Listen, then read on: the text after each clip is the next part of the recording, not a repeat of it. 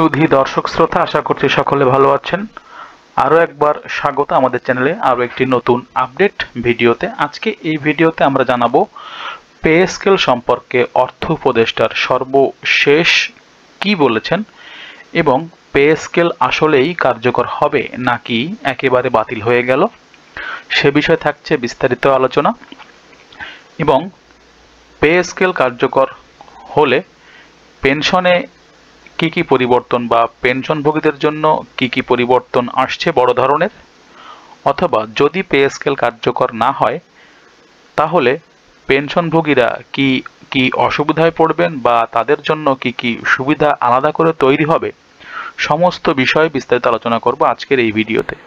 সুতরাং ভিডিওটি অত্যন্ত গুরুত্বপূর্ণ এবং ইন্টারেস্টিং হতে চলেছে। সম্পূর্ণ ভিডিও জুড়ে সঙ্গে থাকুন, স্কিপ না করে দেখবেন এবং চ্যানেলে যদি এখনো পর্যন্ত সাবস্ক্রাইব না করে থাকেন, আপডেট, তথ্যবহুল এবং বিশ্বাসযোগ্য প্রতিষ্ঠান থেকে পাওয়া নিউজগুলো সবার আগে পেতে আমাদের চ্যানেলটিকে অবশ্যই সাবস্ক্রাইব করে রাখবেন। চলুন শুরু করা যাক। পে স্কেল নিয়ে সরকারি কর্মচারীদের উদ্বেগ 2025। কর্মচারীদের একাংশ বলছে সরকারকে আমাদের ধোঁকা দিবেন না। অর্থ উপদেষ্টার পক্ষ থেকে নতুন পে স্কেল আগামী সরকারের মাধ্যমে বাস্তবায়নের ইঙ্গিত দেওয়ায় সরকারি কর্মচারীদের মধ্যে তীব্র হতাশা ও ক্ষোভের সৃষ্টি হয়েছে। বৈষম্যমুক্ত জাতীয় পে স্কেল এর দাবিতে অপেক্ষমান কর্মচারীরা বলছেন তাদের প্রত্যাশা নিয়ে যেন ছিনিমিনি খেলা না হয়। দীর্ঘ 10 বছর ধরে বঞ্চনার পর বর্তমান সরকার তাদের আশা দেখালেও এখন এসে বিরূপ আচরণ করলে প্রশাসনে অস্থিরতা সৃষ্টি হতে পারে বলে তারা আশঙ্কা প্রকাশ করছেন। কর্মচারীদের আকুল আবেদন চূড়াবালিতে ফেলবেন না।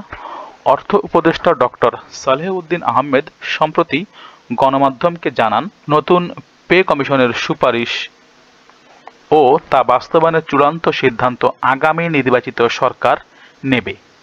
তবে তিনি এও জানান যে পে স্কেলের জন্য প্রয়োজনীয় অতিরিক্ত অর্থ চলতি অর্থবছরে সংশোধিত বাজেটে রাখা হবে এবং সব ঠিক থাকলে 2026 সালে শুরুতেই তা কার্যকর করা হবে।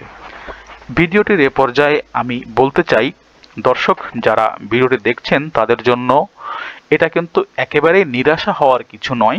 অর্থ উপদেষ্টা বর্তমান সরকারের অধীনে পে স্কেল না দিয়ে আগামী নির্বাচিত সরকারের অধীনে পে স্কেল দেওয়ার কথা কিন্তু এখানে স্পষ্ট উল্লেখ করেছেন। সুতরাং আপনাদের হতাশ হওয়ার কিছু নেই।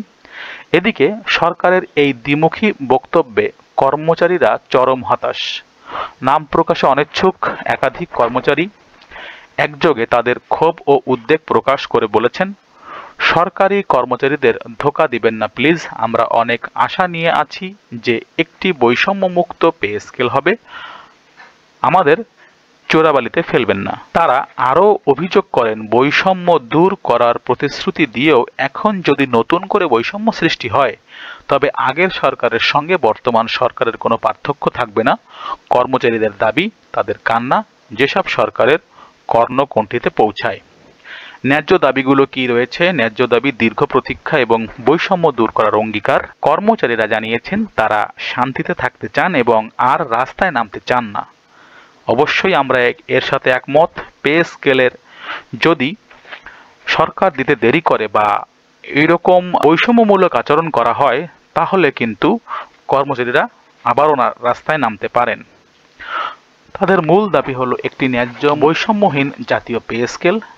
তারা বলছেন বিগত সরকার 10 বছর ধরে তাদের বঞ্চিত করেছে। বর্তমান সরকার আশার আলো দেখালেও তা ম্লান হওয়ার পথে।